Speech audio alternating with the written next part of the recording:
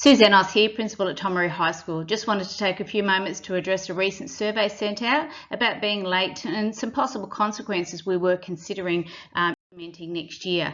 We wanted to, as a community, we all agreed that it was important for us to be on time and for our students to learn punctuality. We want to work with you to improve that skill for our students. It is a concern for Tomaree High School that, in particular, for those students that are repeated or unexplained late arrivals, and they're the ones we're hoping to improve. If you look at the chart below, you'll see that the number of incidences of partial unexplained absences is really quite high. When you have a look at the partial explained, they will be students that leave early in the most cases, and occasionally if they've come late with a note. But the vast majority of our students arriving late come unexplained, and we also have a number of students that are repeatedly late, and this is an area that we'd really like to address. In the survey, it was clear that we were divided. While we had really strong support for the notion that punctuality was important, we're very much divided on what time was late, why should somebody who's only been late once receive a detention, when should you get a consequence, is a detention the best consequence? So there was a whole range of things that we wanted to explore, and as a result we're going to postpone our advised attendance intervention while we continue to work with you for the best fit solution to improve the lateness of our students. But what is late at Tomaree High School? This is an area that seemed to be a little confusing. Arriving after 8:30 or 8:40 on a Wednesday is what we are considering late. Why weren't we considering from 8:15?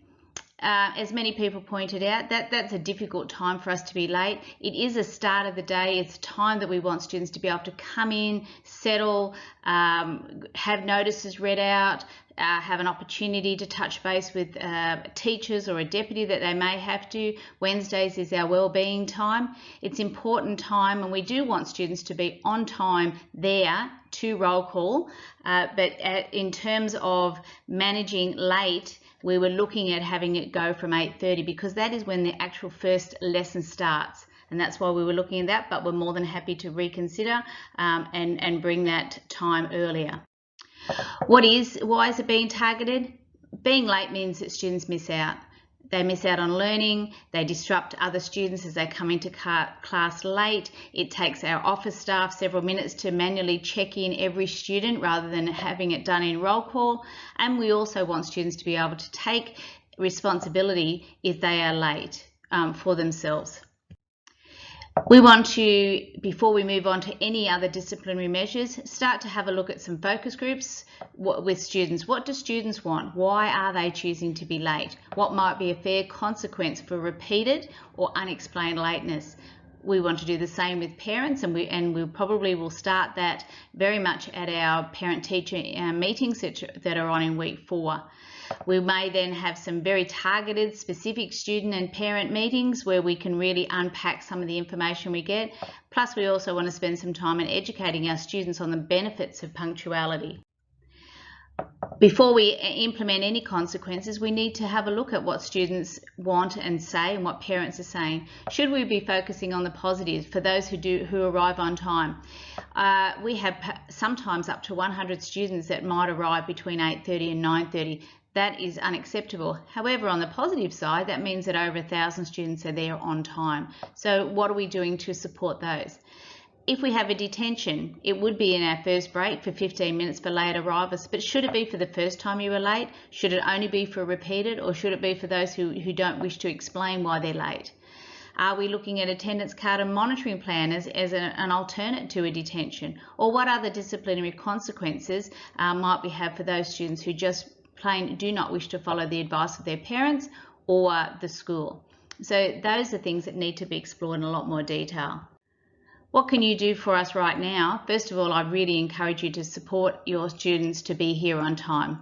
If they can't be, please send them with a note or call the school as soon as you can. We understand things happen. We understand you have appointments, that the car broke down, the bus was late, it was raining. There's a whole range of reasons.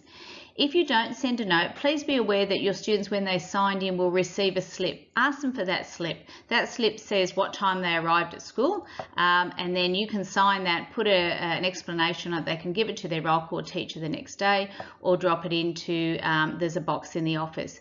The more you can do to help us explain why students are late, the better. And we want to support you in ensuring your student does arrive at school on time.